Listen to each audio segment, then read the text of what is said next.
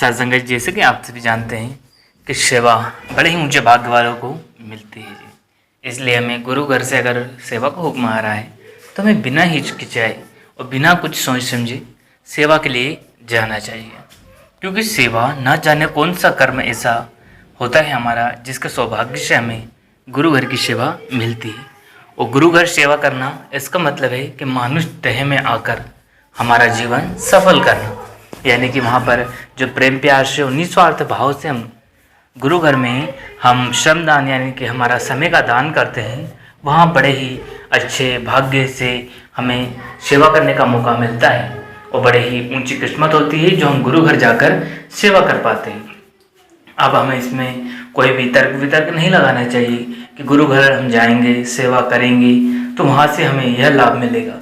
देखिए, कई संत महात्मा सेवा के बारे में यह बताते हुए आए हैं कि सेवा का फल जिस दिन हमें पता चल जाएगा उस दिन हम दुनिया के सारे कामकाज छोड़कर हम सिर्फ सेवा में लग जाएंगे, क्योंकि निस्वार्थ भाव से जो सेवा होती है उससे वो परमात्मा बहुत ही प्रसन्न होता है और उसके एवज में जो हमें मिलता है उसके बारे में तो हम अंदाजा भी नहीं लगा सकते, क्योंकि ना जाने दुनिया में कितने ऐसे लोग हैं जिनको या तो समय की मार ने उनको कमज़ोर कर दिया, या यूँ कह लो कि इंसान की कमजोरी से कमज़ोर हो गए, या पैसे की कमजोरी से, या फिर किसी और वजह से, यानी कि कोई ना कोई हर एक वजह से परेशान जरूर है।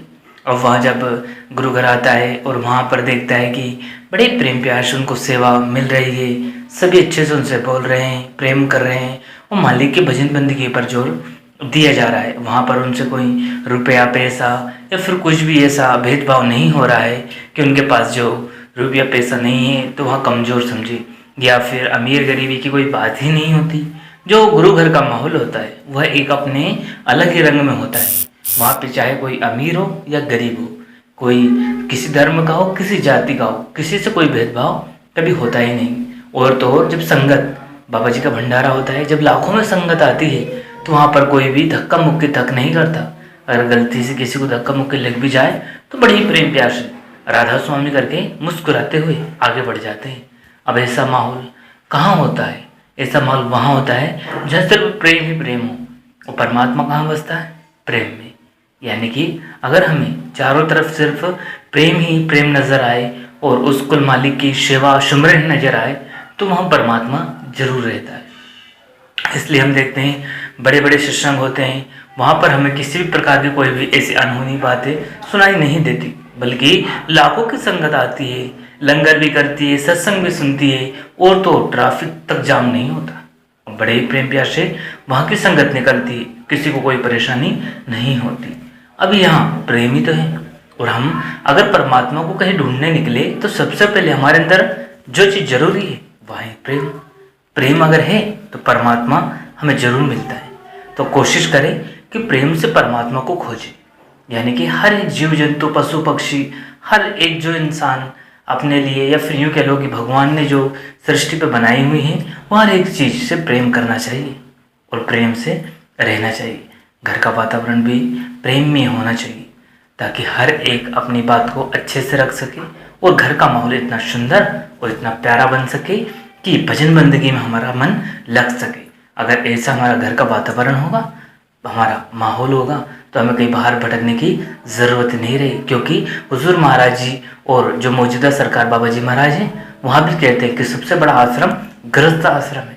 जो गृहस्थ में रहकर उस मालिक की भजन बंदगी करता है उससे बड़ा तो कोई संत इस दुनिया में है ही नहीं, क्योंकि जो जिम्मेदारियाँ हैं वहाँ पूरी करके ही हम मोक्ष को प्राप्त कर सकते हैं।